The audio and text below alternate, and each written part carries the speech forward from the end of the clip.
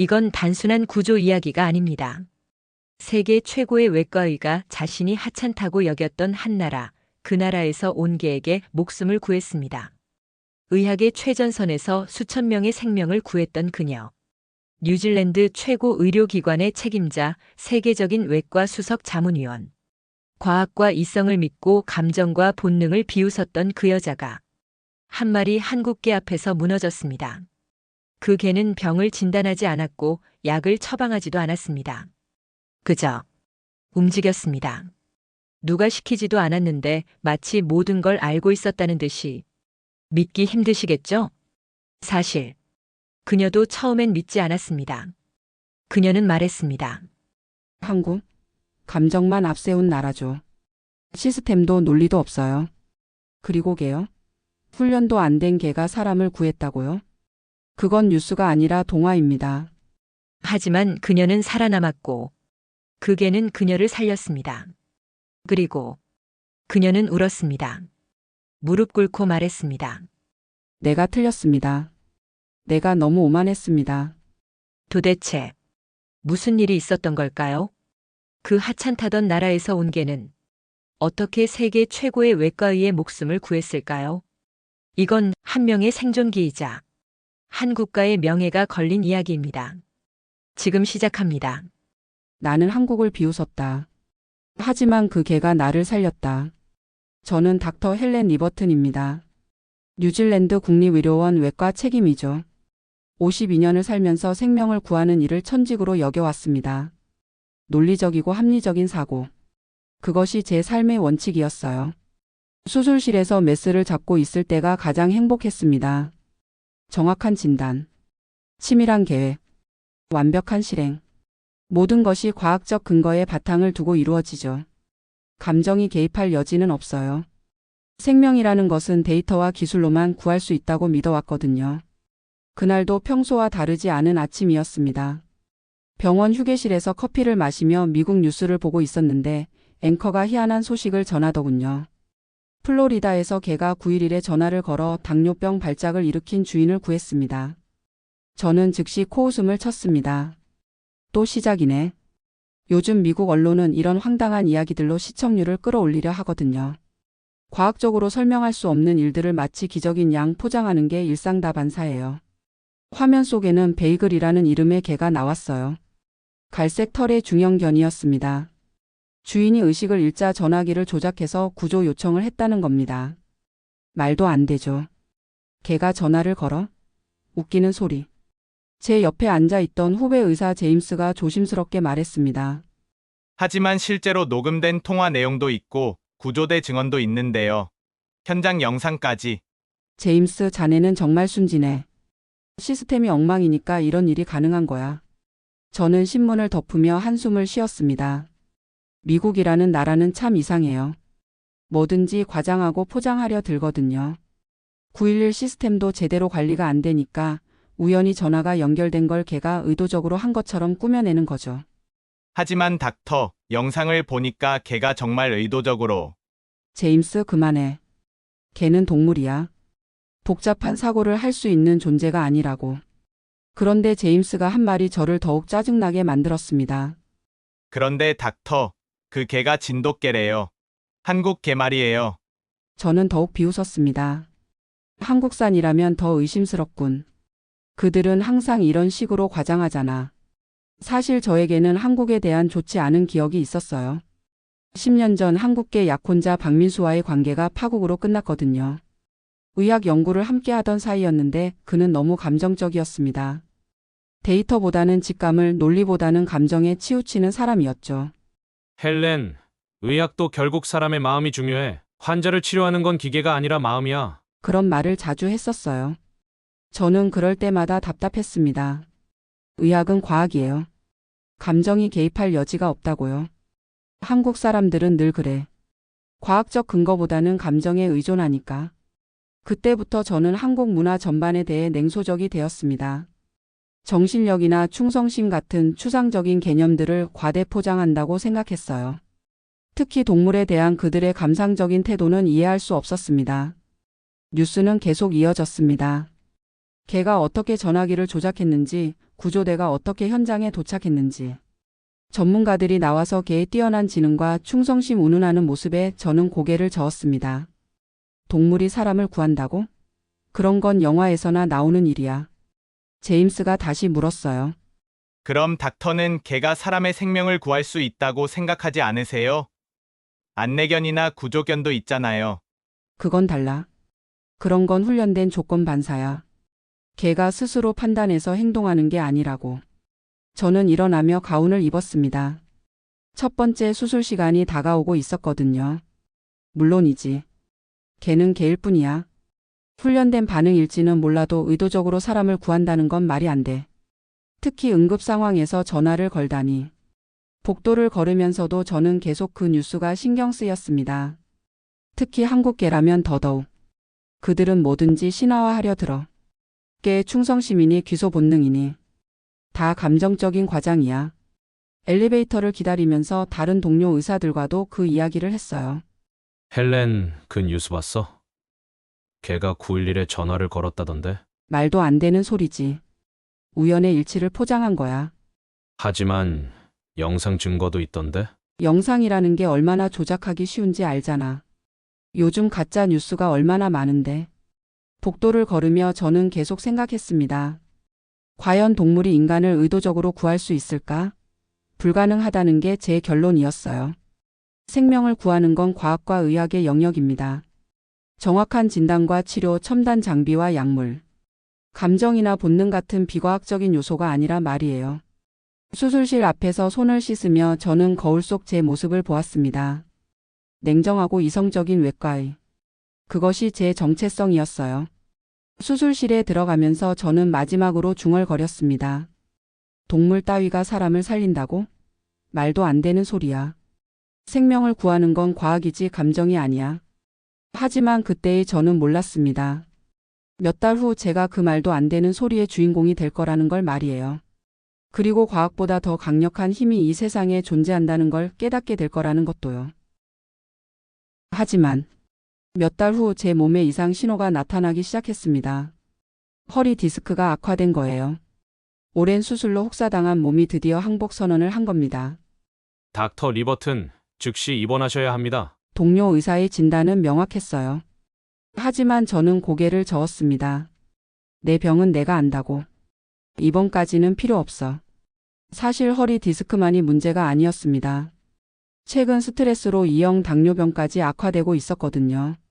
하지만 저는 인정하고 싶지 않았어요. 절대 안정이 필요해요. 최소 2주는 2주? 말도 안 돼. 수술 일정이 있다고. 저는 병원을 나왔습니다. 대신 도시에서 멀리 떨어진 산장에서 요양하기로 했어요. 혼자만의 시간이 필요했거든요. 산장으로 가던 날 조카 매튜가 찾아왔습니다. 이모, 혼자 있기 심심하실 것 같아서 선물을 가져왔어요. 트럭에서 내린 건 하얀 개 한 마리였습니다. 중간 크기의 쫑긋한 귀 말린 꼬리. 전형적인 진돗개 모습이었어요. 시로예요. 한국에서 온 진돗개죠. 저는 한숨을 쉬었습니다. 하필이면 한국 개라니. 매튜. 나는 개를 키울 준비가. 전 주인이 한국으로 돌아가면서 새 주인을 찾고 있었어요. 이모가 혼자 계시니까 좋은 동반자가 될 거예요. 시로는 조용히 저를 바라보고 있었습니다. 검은 눈동자가 묘하게 깊어 보였어요. 걔 기분 이상하면 말 안 해도 알아요. 진돗개들이 다 그래요. 매튜의 말에 저는 코웃음을 쳤습니다. 걔가 사람 기분을 안다고? 또 시작이네. 하지만 거절할 틈을 주지 않고 매튜는 떠났습니다. 저는 시로와 단둘이 남게 되었어요. 산장 생활이 시작되었습니다. 저는 주로 침대에 누워 있었고 시로는 거실 한 구석에 자리를 잡았어요. 처음엔 서로 무관심했습니다. 하지만 며칠 지나면서 이상한 일이 생겼어요. 제가 허리 통증으로 끙끙거릴 때마다 시로가 다가오는 거예요. 저리 가. 나 혼자 있고 싶다. 시로는 물러서지 않았습니다. 그냥 조용히 제 발치에 앉아 있었어요. 어느 날 밤 진통제를 찾으려다 넘어졌습니다. 그 순간 시로가 달려와서 제 손을 핫더군요. 뭐 하는 거야? 도움이 안 된다고. 하지만 시로는 계속 제 곁에 있었습니다. 마치 뭔가를 경계하는 듯한 모습이었어요. 넌 그냥 개일 뿐이야. 사람 마음을 읽을 수 있다는 건 착각이야.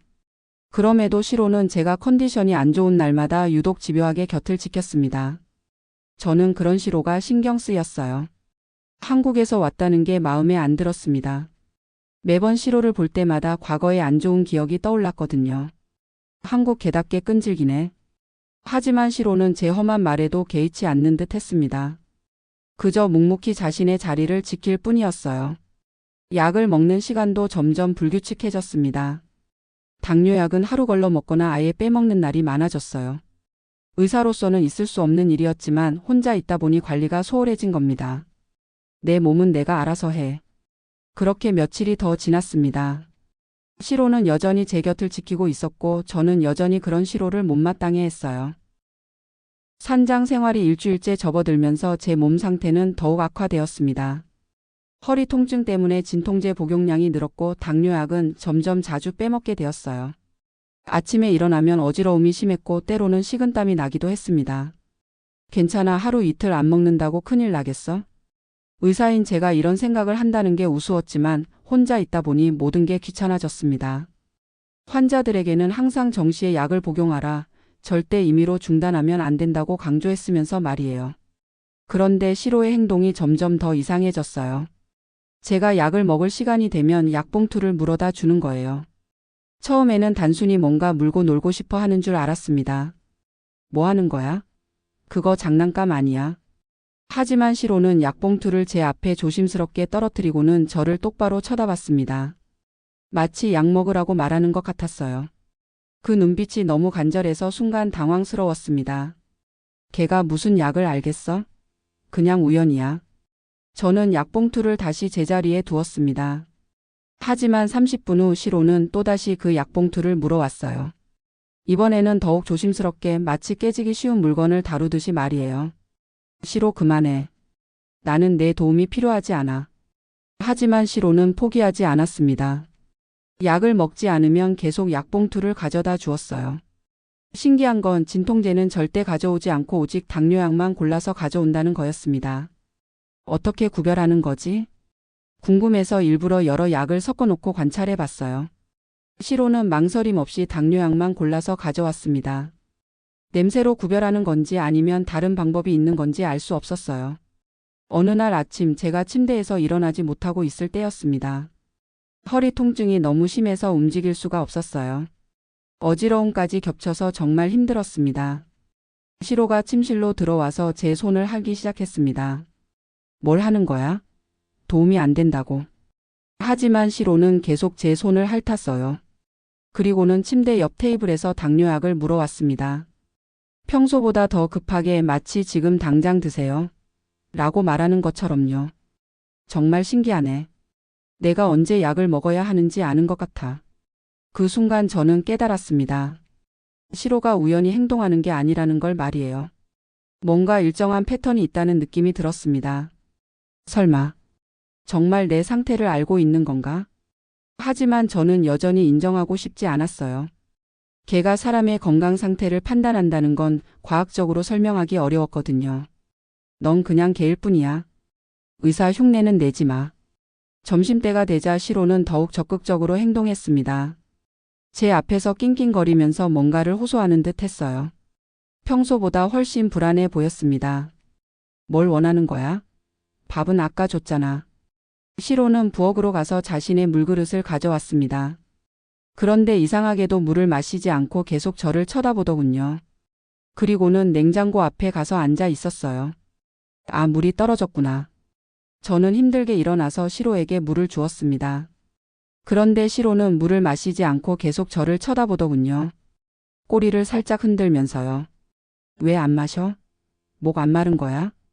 갑자기 깨달았습니다. 시로가 저에게 물을 마시라고 하는 건 아닐까?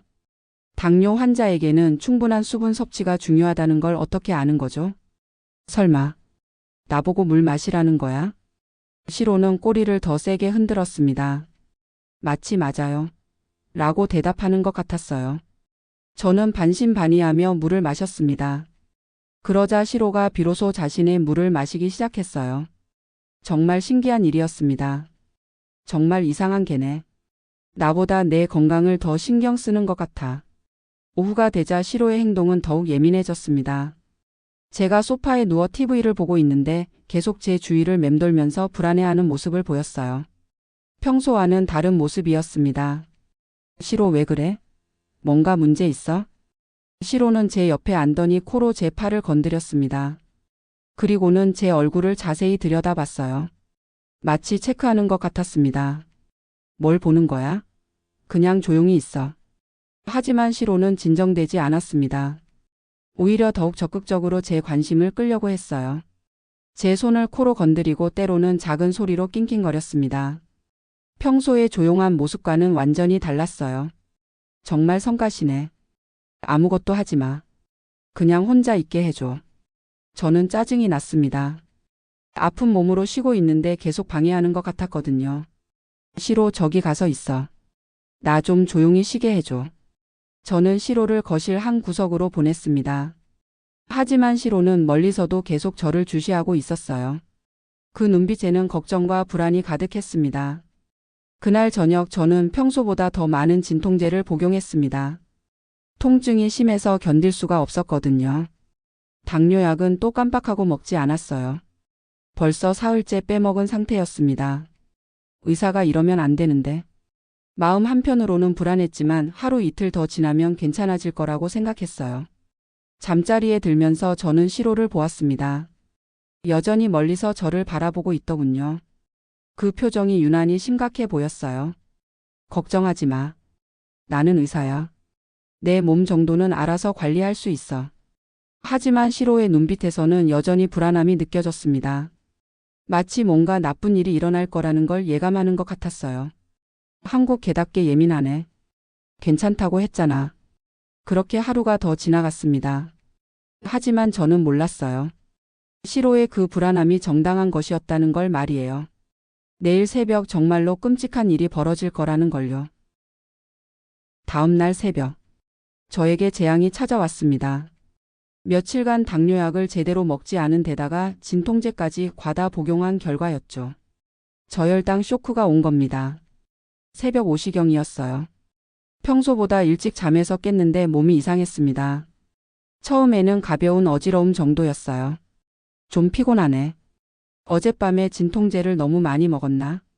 하지만 곧 이상 신호들이 나타나기 시작했습니다. 손이 미세하게 떨리더군요. 그리고 식은땀이 나기 시작했어요. 이상하네. 혈당이. 의사로서의 직감이 작동했습니다. 이건 저혈당 증상이었어요. 하지만 제가 당뇨약을 며칠 빼먹었다는 걸 생각하면 고혈당이어야 정상이었는데요. 침대에서 일어나려고 했는데 다리에 힘이 들어가지 않았습니다. 어지러움이 더 심해졌어요. 안 돼. 이건 심각해. 저는 간신히 침대 가장자리에 앉았습니다. 하지만 시야가 점점 흐려지기 시작했어요. 심장이 빠르게 뛰었고 호흡이 얕아졌습니다. 말을 끝내기도 전에 머리가 핑 돌았습니다. 온몸에서 힘이 쭉 빠지면서 중심을 잡을 수 없었어요. 도와줘. 저는 바닥으로 쓰러졌습니다. 머리를 침대 모서리에 세게 부딪혔어요. 그 순간 극심한 고통과 함께 의식이 흐려지기 시작했습니다. 혈당이 급격히 떨어지면서 뇌의 산소 공급이 부족해진 겁니다. 의식이 점점 멀어져 갔어요. 의사로서 제가 지금 어떤 상황인지는 알 수 있었지만 아무것도 할 수 없었습니다. 그때 시로가 달려왔어요. 평소와는 완전히 다른 모습이었습니다. 꼬리가 바짝 서 있고 온몸이 긴장되어 있었어요. 시로는 먼저 저를 흔들어 깨우려고 했습니다. 코로 제 얼굴을 건드리고 낑낑거리며 저를 부르더군요. 하지만 저는 반응할 수 없었어요. 시로는 제 목에 코를 갖다 댔습니다. 맥박을 확인하려는 듯 했어요. 그리고 제 입 근처에서 호흡을 체크하더군요. 나중에 들은 얘기지만 진돗개는 사람의 컨디션 변화를 민감하게 감지한다고 해요. 낑. 시로가 울음소리를 냈습니다. 평소의 조용한 모습과는 완전히 달랐어요. 절박하고 간절한 소리였습니다. 뭔가 중대한 위기를 감지한 거죠. 몇 분간 저를 깨우려고 시도하던 시로는 갑자기 행동을 바꿨습니다. 거실에 있던 위성 전화기로 달려간 거예요. 물론 저는 의식이 없어서 직접 본 건 아니에요. 나중에 구조대와 통화 녹음을 통해 알게 된 사실입니다. 시로는 전화기 주위를 몇 바퀴 돌더니 앞발로 전화기를 건드렸습니다. 그러자 전화기가 바닥에 떨어졌어요. 하지만 시로는 포기하지 않았습니다. 코로 전화기를 밀어서 원래 자리로 올려놓더니 이번에는 더 조심스럽게 버튼을 눌렀습니다. 처음에는 잘못된 번호가 눌렸어요. 하지만 시로는 계속 시도했습니다. 두 번째 시도에서도 실패했습니다. 하지만 시로는 포기하지 않았어요. 마치 무엇인가 확실한 목적이 있는 것처럼 계속 버튼을 눌렀습니다. 세 번째 시도에서 드디어 구조 신호가 발신되었어요. 뉴질랜드 구조대 111이 연결된 겁니다. 111 상황실입니다. 무슨 일입니까? 전화 너머로는 개 짖는 소리와 낑낑거리는 소리만 들렸습니다. 안녕하세요? 거기 누구 계세요? 시로는 계속 짖었어요. 평소와는 전혀 다른 절박한 소리였습니다. 마치 빨리 와주세요. 응급 상황이에요. 라고 외치는 것 같았어요. 상황실 직원 제니 부캐너는 25년간 111 상황실에서 일해온 베테랑이었습니다. 수많은 장난 전화와 우발적 통화를 받아봤지만 이번은 달랐어요. 이상하네. 개 소리인데 뭔가 다르잖아? 개가 그냥 짖는 게 아니었어요. 일정한 패턴이 있었고 무엇보다 너무 절박했습니다. 이건 보통 짖는 소리가 아니야. 뭔가 문제가 있어. 부캐너는 동료에게 말했습니다. 개가 너무 필사적으로 짖어. 뭔가 심각한 상황인 것 같은데? 그녀는 즉시 구조대를 파견하기로 결정했어요. GPS를 통해 신호 발신 위치를 확인했거든요. 차량 17번 응급 출동 바람. 위치는 파인 리치 산장. 무슨 상황인가요? 확실하지 않지만 응급 상황으로 보임. 개가 111에 신고한 것 같아. 개가요? 맞아. 25년간 일해왔지만 이런 건 처음이야. 빨리 가봐. 30분 후 구조대가 산장에 도착했습니다. 대원들은 처음에 장난 전화인 줄 알았어요. 정말 개가 전화를 걸었을까? 말이 안 되는데. 하지만 산장에 도착하자마자 시로가 달려왔습니다. 꼬리를 세우고 짖으면서 대원들을 특정 방향으로 안내하더군요. 이상해. 저게 행동 봐. 뭔가 알려주려는 것 같은데. 시로는 구조대원들을 제가 쓰러져 있는 침실로 안내했습니다. 저기요. 여기 의식 잃은 사람이 있어요. 구조대원 마이클 톰슨이 제 상태를 확인했어요. 맥박 약해지고 호흡 얕아짐. 혈당 체크해봐. 혈당 측정 결과는 충격적이었습니다. 28mg/dL. 정상인의 4분의 1 수준이었어요. 이건 심각한 저혈당 쇼크야. 즉시 병원으로. 혈당이 28. 정말 위험했네. 구조대원들이 저를 응급차에 옮기는 동안 시로는 계속 제 곁을 지켰습니다. 응급차 문 앞까지 따라와서 걱정스럽게 바라보더군요. 이 개가 정말 전화를 걸어서 신고한 거예요? 맞습니다. 통화 녹음도 있고 행동 패턴도 확실해요. 25년간 구조 일을 해왔지만 이런 건 처음이에요. 톰슨이 말했습니다. 이건 훈련이 아니라 판단입니다. 개가 주인을 살렸어요. 병원으로 가는 길에서 응급처치를 받았습니다. 포도당 주사를 맞고 나서야 의식이 조금씩 돌아왔어요. 여기 어디지? 병원 가는 중입니다. 심한 저혈당 쇼크였어요. 30분만 늦었어도 뇌사 상태였을 거예요. 그 말을 듣는 순간 온몸에 소름이 돋았습니다. 정말 죽을 뻔했다는 거였어요. 그런데 누가 신고를? 개가 했습니다. 시로라는 진돗개가 111에 전화를 걸어서. 저는 믿을 수 없었습니다. 몇 달 전 뉴스에서 비웃었던 그 일이 제게 실제로 일어난 거였어요. 그것도 제가 그토록 무시했던 한국개가 말이에요. 그럴 리가. 하지만 현실이었습니다. 시로가 저를 살린 겁니다. 제가 그토록 무시했던 한국에서 온 그 개가 말이에요. 병원에서 눈을 떴을 때 저는 여전히 믿기 어려웠습니다. 정말 개가 저를 구했다는 걸 받아들일 수 없었어요. 평생 과학적 사고를 바탕으로 살아온 저에게는 너무나 충격적인 일이었거든요. 중환자실의 차가운 공기가 제 뺨을 스쳤습니다. 온몸에 연결된 각종 모니터와 링거줄이 제 상황이 얼마나 심각했는지를 말해주고 있었어요. 담당 의사가 들어왔습니다. 제 동료이기도 한 닥터 앤더슨이었어요. 그의 표정이 심상치 않았습니다. 헬렌, 정신 차렸네. 정말 아슬아슬했어. 앤더슨. 어느 정도로 심각했던 거야? 혈당이 28까지 떨어졌어. 정상인의 4분의 1 수준이야. 그 숫자를 듣는 순간 온몸이 떨렸습니다. 의사로서 그게 얼마나 위험한 수치인지 누구보다 잘 알고 있었거든요. 28이라고? 그럼 30분만 늦었어도 뇌사 상태였을 거야. 뇌세포 손상이 이미 시작된 상태였어. 앤더슨의 목소리에는 진한 걱정이 묻어 있었습니다. 정말 죽을 뻔했다는 거예요? 그래. 솔직히 말하면 기적이야. 누군가 즉시 신고하지 않았다면. 진짜 내가 살았다고요? 여전히 실감이 나지 않았어요. 제가 정말 죽음의 문턱까지 갔다가 돌아온 거라니. 그런데 구조 신고가 어떻게 들어왔는지 알아? 저는 고개를 저었습니다. 아직도 믿기지 않았거든요. 걔가 111에 전화를 걸었대. 내가 키우던 그 진돗개 말이야. 시로가요? 그럴 리가요. 걔가 어떻게? 나도 처음엔 믿지 않았어. 하지만 증거가 명확해. 앤더슨은 휴대폰을 꺼내서 녹음 파일을 틀어줬습니다. 전화 너머로 시로의 짖는 소리가 들렸어요. 평소와는 완전히 다른 절박하고 간절한 소리였습니다. 들어봐. 이게 보통 짖는 소리야? 완전히 달라. 정말 그랬습니다. 시로는 마치 빨리 와주세요. 응급 상황이에요. 라고 외치는 것 같았어요. 저 소리는 정말 다르네요. 그리고 이걸 봐. 앤더슨은 태블릿을 켜서 111 상황실 기록을 보여줬습니다. 전화가 3번 걸려왔어. 처음 2번은 연결 실패. 3번째에 성공한 거야. 3번이나요? 맞아. 우연이라면 한 번으로 끝났을 거야. 하지만 계속 시도했다는 건 저는 말문이 막혔습니다.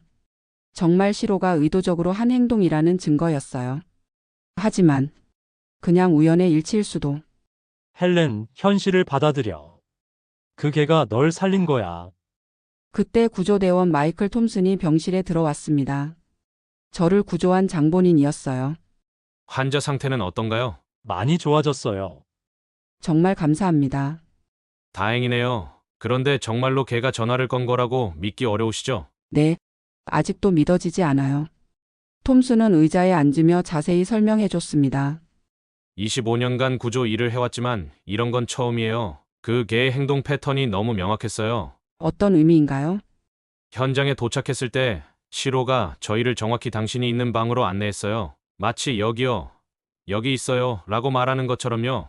톰슨이 계속 설명했습니다. 그리고 전화기 조작도 여러 번 시도했어요. 한 번 실패하면 다시 시도하고 또 실패하면 또 시도하고. 정말 의도적으로 한 거라는 말씀이세요? 의심의 여지가 없어요. 저는 이런 응급 상황을 수백 번 봤는데 이건 완전히 달랐어요. 다른 점이 뭐였나요? 보통은 누군가 발견하고 당황해서 신고하죠. 하지만 이번엔 계획적이었어요. 당신 상태를 확인하고 구조 요청을 하고 저희를 안내하고. 그 말을 들으니 정말 놀라웠습니다. 시로가 체계적으로 구조 작업을 한 거였어요. 어떻게 그런 일이 가능하죠? 진돗개라는 견종이 특별하다고 들었어요. 주인에 대한 충성심이 남다르다면서요. 앤더슨도 거들었습니다. 한국에서는 진돗개가 수백 킬로미터를 걸어서 집으로 돌아온 사례도 있다더라. 귀소 본능이라고 하나? 그런 건 그냥 전설 아니에요? 아니야. 실제 기록된 사례들이 있어. 돌아온 백구라는 유명한 이야기도 있고. 저는 혼란스러웠습니다. 평생 과학적 사고를 바탕으로 살아왔는데 이런 일을 어떻게 설명해야 할지 모르겠더군요. 그럼 정말로 시로가 저를 구한 거예요? 부정할 수 없는 사실이야. 그 개가 아니었다면 넌 지금 여기 없을 거야. 그 순간 문득 생각났습니다. 시로가 며칠간 보였던 이상한 행동들. 약을 가져다 주고 물을 마시라고 하고 계속 제 곁을 지키려 했던 것들. 설마 시로가 미리 알고 있었던 건 아닐까요? 뭘? 제가 위험하다는 걸요. 며칠 전부터 계속 이상하게 행동했거든요. 톰슨이 놀란 표정을 지었습니다. 그럴 가능성이 높아요. 개들은 사람보다 훨씬 예민하거든요. 특히 진돗개는 더더욱. 정말요? 네, 후각이 인간의 10,000배 이상이에요. 혈당 변화 같은 걸 냄새로 감지할 수 있어요. 앤더슨이 의학적으로 설명해 줬습니다. 저혈당이 오기 전에 몸에서 특정 화학물질이 분비돼. 개들은 그걸 감지할 수 있다고 해. 그럼 시로가 정말 제 위험을 미리 알고 있었던 거네요. 맞아. 그래서 계속 약을 가져다 주고 곁을 지켰던 거야. 저는 천천히 현실을 받아들이기 시작했습니다. 정말로 시로가 저를 구했다는 사실을. 그리고 며칠 전부터 저를 지키려고 애썼다는 사실을요. 제가 정말 잘못 생각했네요. 뭘? 시로를 무시했어요. 한국 개라는 이유로 편견을 가졌고요. 그제서야 깨달았습니다. 제가 그동안 얼마나 편견에 사로잡혀 있었는지를. 과학적 사고라는 이름으로 진짜 중요한 걸 놓치고 있었던 거예요. 이틀 후 퇴원 준비를 하고 있을 때 뜻밖의 방문객이 찾아왔습니다. 40대 중반쯤 되는 동양인 여성이었어요. 안녕하세요. 저는 김미경이라고 합니다. 네? 어떻게 절? 시로의 전 주인이에요.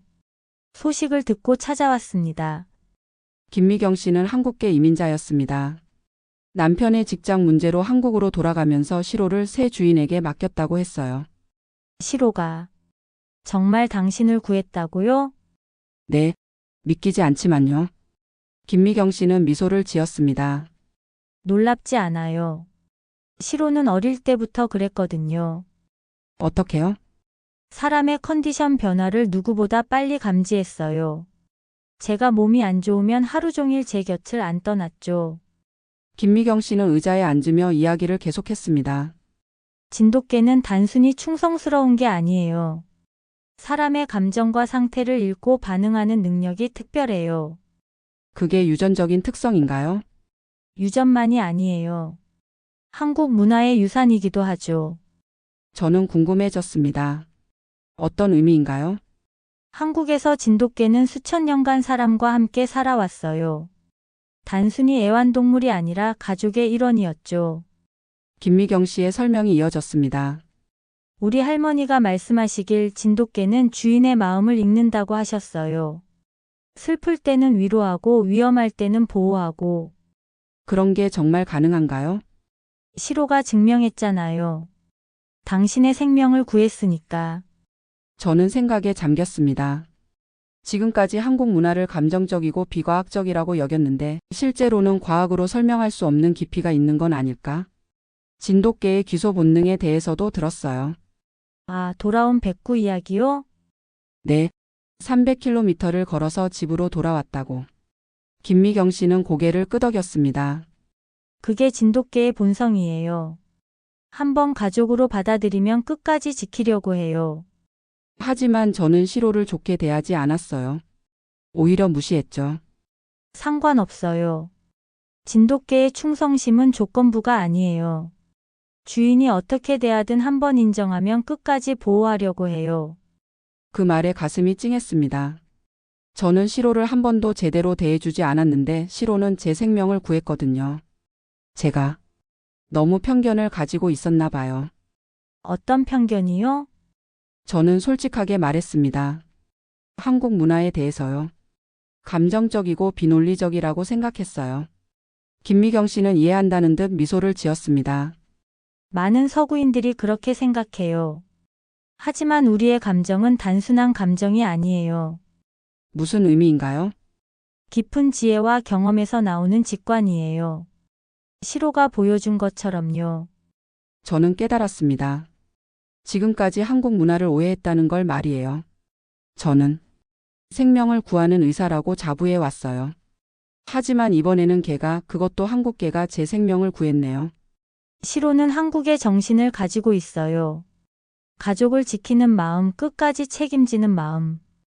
김미경 씨는 일어나며 말했습니다. 시로를 잘 부탁드려요. 그 아이는 당신을 진짜 가족으로 받아들였을 거예요. 네, 이제 제가 시로를 제대로 이해해 보려고 해요. 김미경 씨가 떠난 후 저는 오랫동안 생각했습니다. 한국과 진돗개, 그리고 제가 그동안 가졌던 편견들에 대해서 말이에요. 퇴원 후 집으로 돌아왔을 때 시로가 저를 맞아주었습니다. 꼬리를 흔들며 반가워하는 모습이 예전과는 달라 보였어요. 아니, 달라진 건 시로가 아니라 제 마음이었겠죠. 시로야, 고마워. 정말 고마워. 처음으로 시로를 진심으로 쓰다듬어 주었습니다. 부드러운 털 감촉이 따뜻했어요. 시로는 제 손길에 몸을 맡기며 편안해하는 모습을 보였습니다. 그날부터 저는 한국과 진돗개에 대해 본격적으로 공부하기 시작했습니다. 김미경 씨가 남긴 책들을 읽고 인터넷으로 자료를 찾아봤어요. 도서관에서 한국 문화 관련 책들도 빌려왔습니다. 놀라웠습니다. 진돗개의 충성심과 기소 본능은 단순한 전설이 아니었어요. 수많은 실제 사례가 과학적으로 기록되어 있었습니다. 정말 300km를 걸어서 집으로 돌아왔구나. 돌아온 백구의 이야기를 읽으면서 감동받았습니다. 1993년 대전으로 팔려갔다가 7개월 만에 진도로 돌아온 개. 주인을 그리워하는 마음이 얼마나 간절했을까요? 더 놀라운 건 과학적 연구 결과들이었습니다. 진돗개의 후각은 인간의 10,000배 이상이고 혈당 변화나 스트레스 호르몬 같은 화학적 변화를 감지할 수 있다는 논문들을 찾았어요. 그럼 시로가 정말 제 저혈당을 미리 알았던 거네요. 한국의 역사와 문화도 공부했습니다. 진돗개가 단순한 애완동물이 아니라 한국인의 정신을 상징하는 존재라는 걸 알게 되었어요. 조선시대 문헌에서도 진돗개에 대한 기록을 찾을 수 있었습니다. 주인을 위해 목숨을 바치는 의견. 천리 길을 걸어도 집을 찾아오는 영경 같은 표현들이 나오더군요. 효심, 충성, 끈기. 이런 가치들이 진돗개 한 마리 한 마리에 깃들어 있다니. 제가 그동안 얼마나 편견에 사로잡혀 있었는지 깨달았습니다. 며칠 후 저는 특별한 선물을 준비했습니다. 한글로 된 이름표였어요. 김미경 씨가 알려준 한국어를 공부해서 직접 만들었습니다. 시로야, 내 새로운 이름이야. 이름표에는 사랑 이라고 적혀 있었습니다. 김미경 씨가 한국에서 가장 아름다운 단어라고 소개해준 말이었어요. 사랑이라는 뜻이야. 넌 정말 사랑 자체야. 시로는 아니 이제 사랑이는 꼬리를 살랑살랑 흔들었습니다. 마치 새로운 이름이 마음에 든다는 듯이요. 그때부터 제 일상이 완전히 바뀌었어요. 아침에 일어나면 사랑이와 함께 산책을 하고 약 먹을 시간이 되면 사랑이가 알려주었죠. 정말 살아있는 알람시계 같았어요. 고마워 사랑아. 내가 있어서 내가 건강해질 수 있어. 사랑이는 제 곁에서 묵묵히 자신의 역할을 했습니다. 마치 한국의 정신을 몸소 보여주는 것 같았어요. 한국어 공부도 시작했습니다. 온라인 강의를 들으면서 기초적인 표현들을 배웠어요. 안녕하세요, 감사합니다, 사랑해요. 사랑이에게 한국어로 말을 걸어보면 더 반응이 좋은 것 같았어요. 역시 모국어의 힘인가 봅니다. 어느 날 저녁 동료들과 저녁 식사를 했습니다. 당연히 사랑이 얘기가 나왔죠. 정말 걔가 111에 전화를 걸었다고? 제임스가 여전히 믿기지 않는다는 표정으로 물었습니다. 믿기지 않겠지만 사실이야. 나도 직접 겪기 전까지는 믿지 않았어. 어떻게 그런 일이 가능해? 저는 자신 있게 대답했습니다. 한국의 진돗개니까 가능한 거야. 한국에? 응.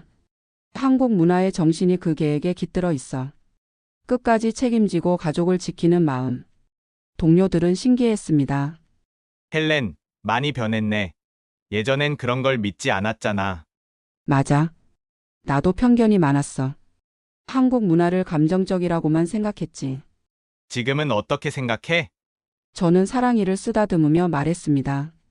이건 DNA가 아니라 문화의 유산이야. 수천 년간 축적된 한국인의 정신이 이 작은 개에게 전해진 거야. 그 순간 깨달았습니다. 제가 그동안 무시했던 감정이나 정신적 가치들이 실제로는 과학보다 더 강력할 수 있다는 걸 말이에요. 한국 사람들이 말하는 정의라는 게 이런 건가 봐. 조건 없는 사랑과 헌신. 정의요? 한국 고유의 정설에. 가족에 대한 무조건적인 사랑과 책임감. 사랑이가 보여준 게 바로 그거야. 동료들이 관심 깊게 들었습니다. 그럼 한국 문화에 대해 어떻게 생각이 바뀐 거야?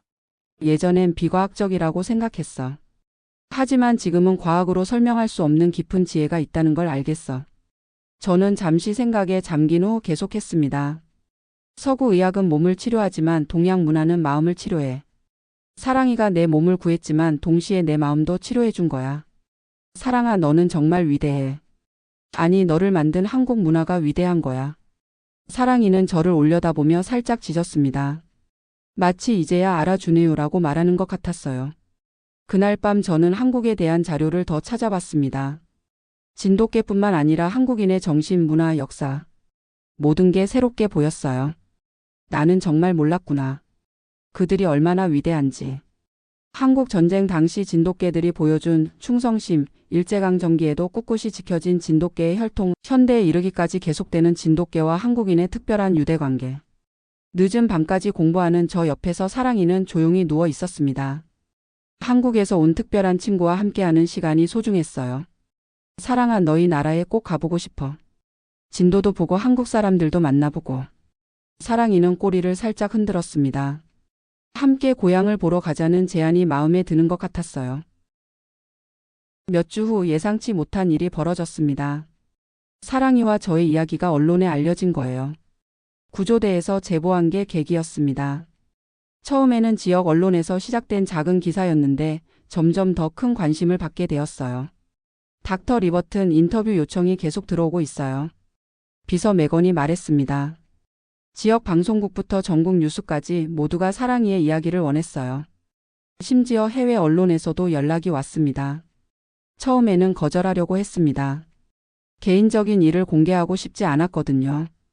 하지만 곰곰 생각해보니 이건 저만의 이야기가 아니었어요. 한국과 진돗개에 대한 오해를 풀 수 있는 기회네. 저는 인터뷰를 받기로 했습니다. 가장 큰 방송사부터 시작했어요.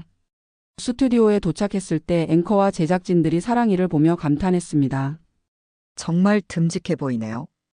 이 개가 정말 111에 전화를 걸었다는 거예요? 네, 사실입니다. 인터뷰가 시작되었습니다. 닥터 리버튼, 정말 개가 111에 전화를 걸어서 당신을 구했다는 게 사실인가요? 네, 사실입니다.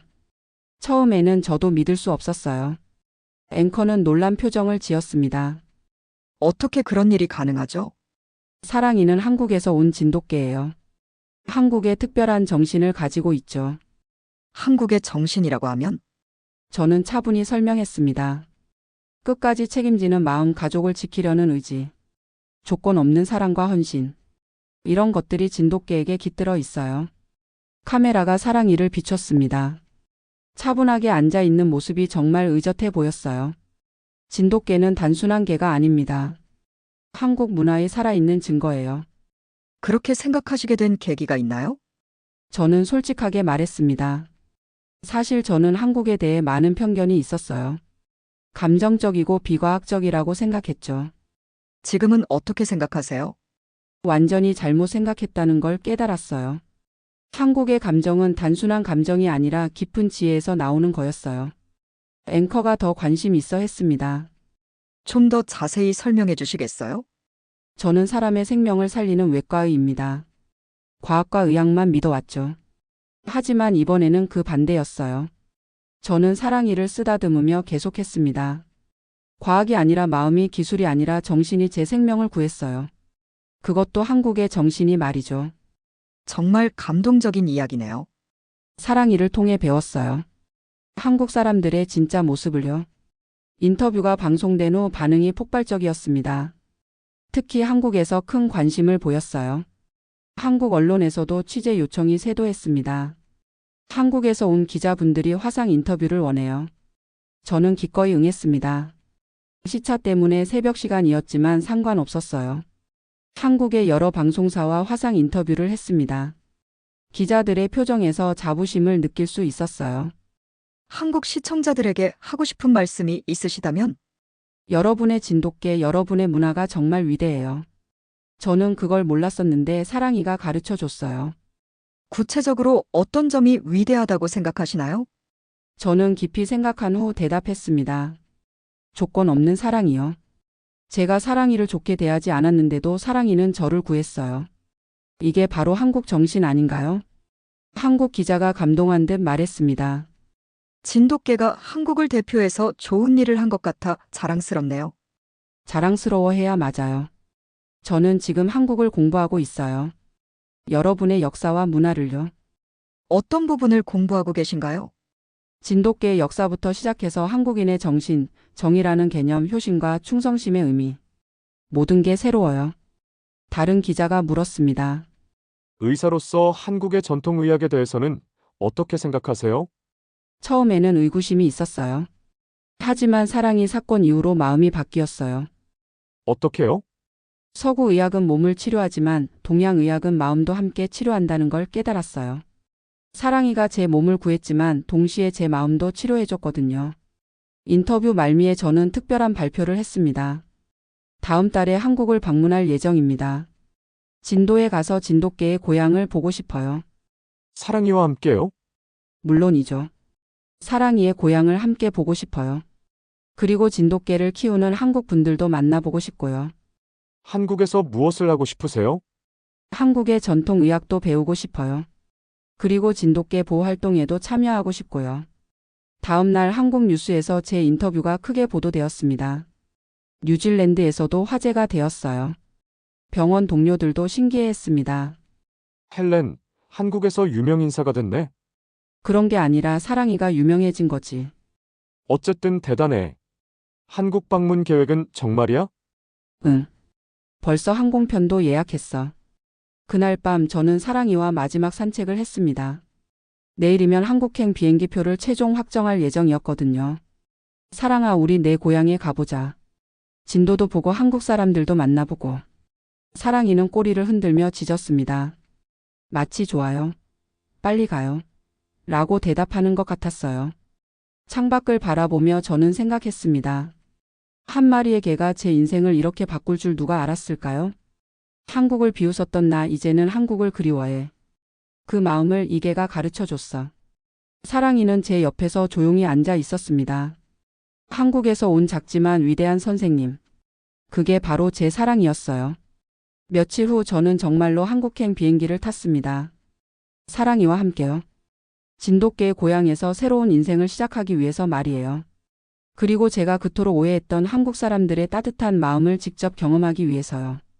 비행기가 이륙하면서 저는 다짐했습니다. 이제는 편견 없이 열린 마음으로 세상을 바라보겠다고. 사랑이가 가르쳐준 진짜 중요한 가치들을 잊지 않겠다고 말이에요. 시청자 여러분 재미있게 들으셨나요? 저는 이 이야기를 들으면서 몇 번이나 울컥했네요. 우리의 자랑스런 진돗개가 한국을 넘어 이제 세계로 뻗어나가고 있네요.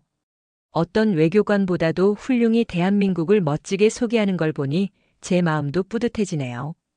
대한민국 진돗개의 이야기를 듣고 대한민국이 자랑스러우셨다면 댓글을 달아주세요. 여러분의 댓글 좋아요는 큰 힘이 됩니다. 다음에도 자랑스런 대한민국의 멋진 해외 감동 사연을 들려드리겠습니다. 시청해주셔서 감사합니다.